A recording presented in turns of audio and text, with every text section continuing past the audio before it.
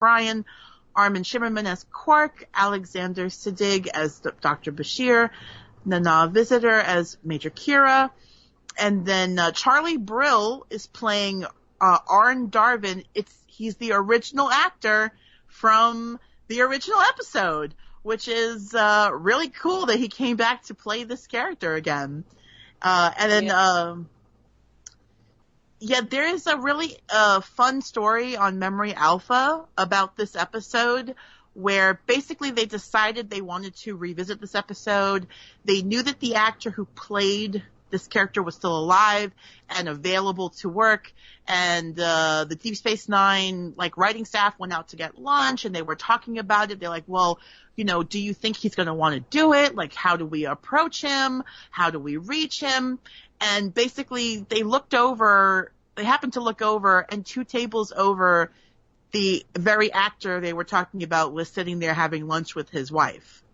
And, which is a huge, crazy coincidence. And so basically Ira Steven Behr got up, went right over to him and said, I'm cutting through all the red tape. I'm going to just ask you this question. Let me tell you what we're doing.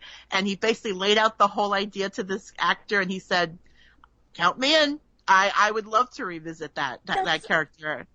That's so amazing. And so perfect considering this episode, how it works. It's so serendipitous. I mean, you can't make that stuff up. It is just wild. He happened to be having lunch at the same place that the Deep Space Nine people were having lunch, and they were talking about that episode and that actor, and he was right there. Wild. Just wild. So it all came together very seamlessly, which is pretty exciting. I love all that little behind-the-scenes trivia stuff about these episodes.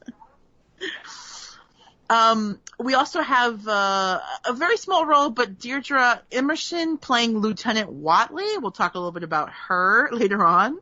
And then, of course, from the archive footage, we have our original cast members: William Shatner as Kirk, Leonard Nimoy as Spock, DeForest Kelley as McCoy, James Doohan as Scotty, Nichelle Nichols as Uhura, Walter Koenig as Chekhov. Stanley Adams plays Cyrano Jones, the guy who's selling the Tribbles.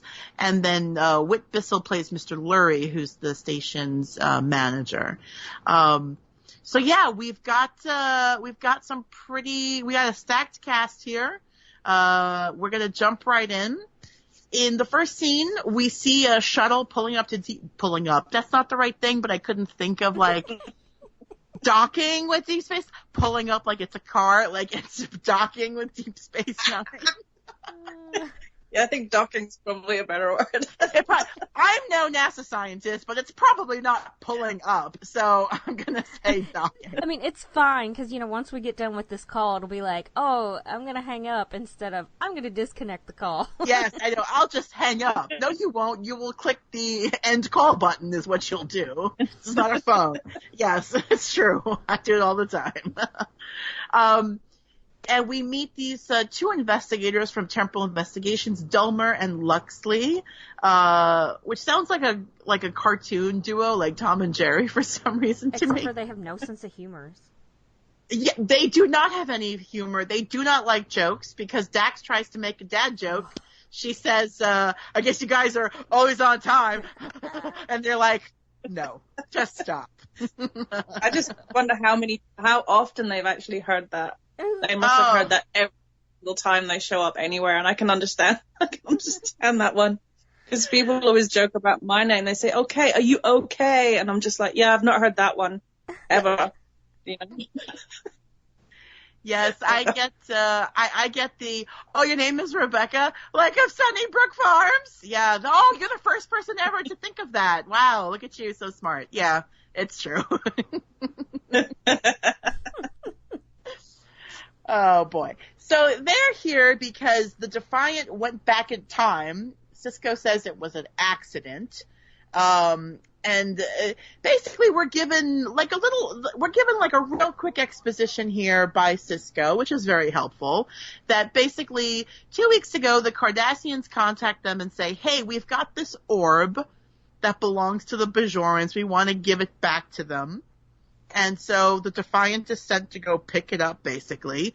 And, these things are sacred objects to the Bajorans, but there's lots of fake ones floating around out there. So they go to pick it up and investigate if this is the real deal or not. And it turns out that it's the Orb of Time, which they did not know when they got it, but it's the Orb of Time.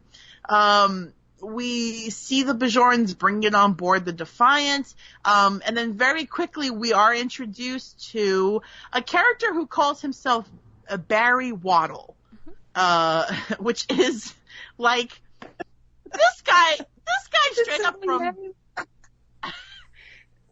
what a name, like this guy straight up from Bensonhurst. Like, that accent, like, what the heck is that accent? Oh my God, it's the humans. I can't believe it. Like, it's just, I think he's my neighbor in Brooklyn. I don't know. Like, it's. I wish he had come out with like a mid-Atlantic, 40s sort of, oh, it's some humans, all right. 23 skidoo, I can't believe it. Like, that would have been great.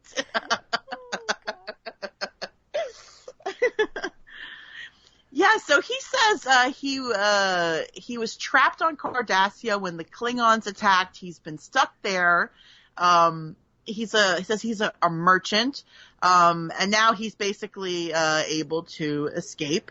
But this guy's like straight up 100% racist from the get, because he's like, people with normal faces, and you're like, what now? Like, racist much?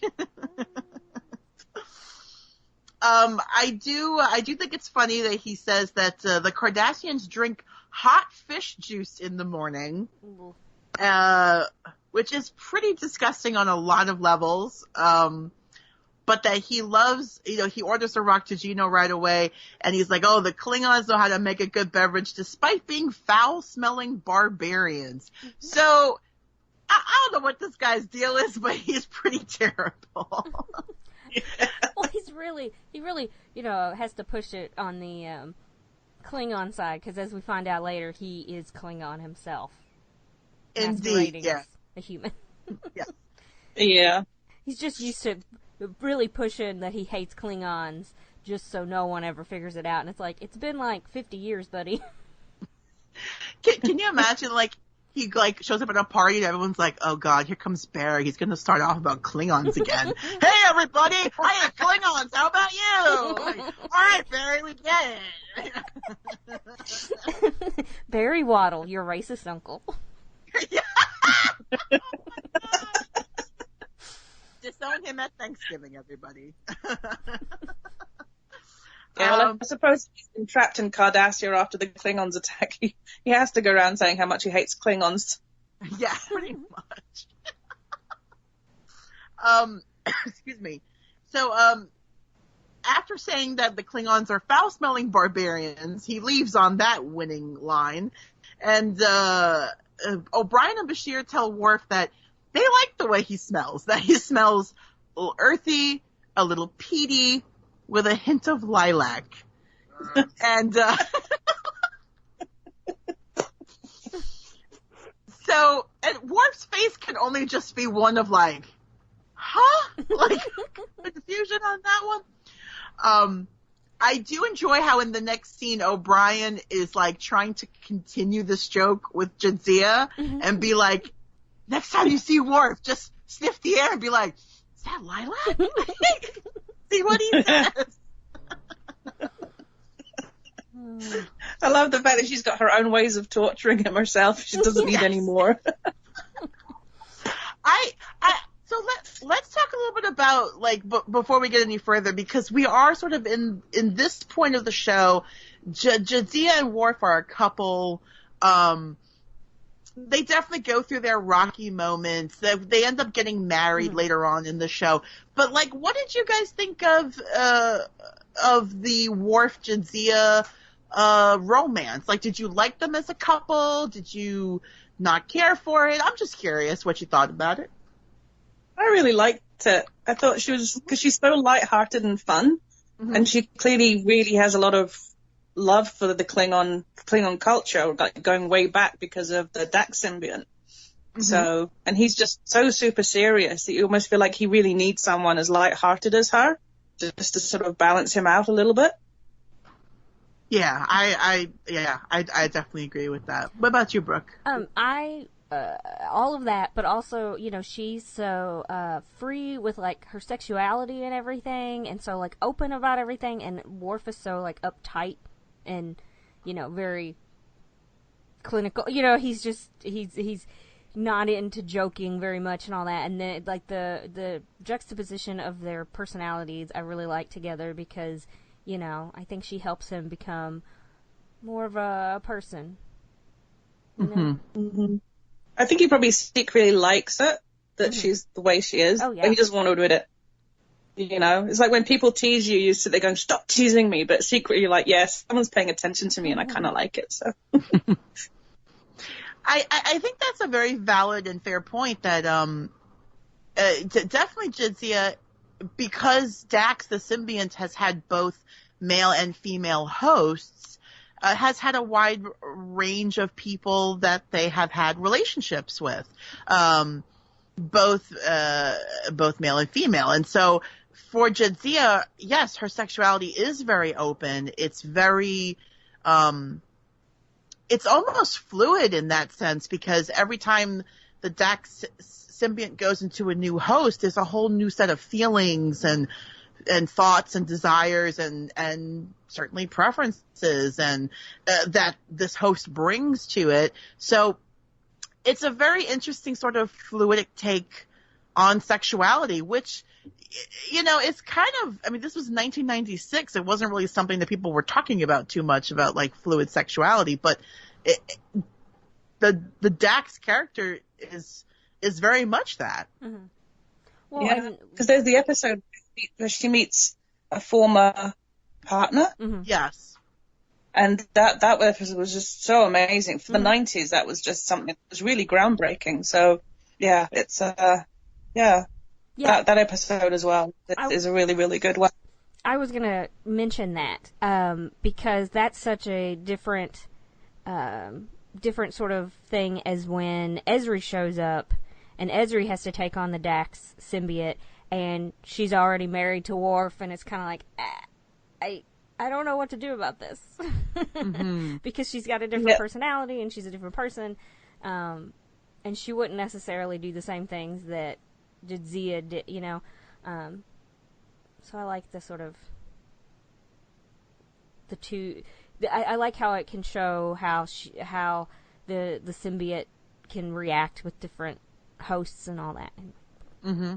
So if you haven't seen any of those kind of episodes, maybe you should go back and watch them.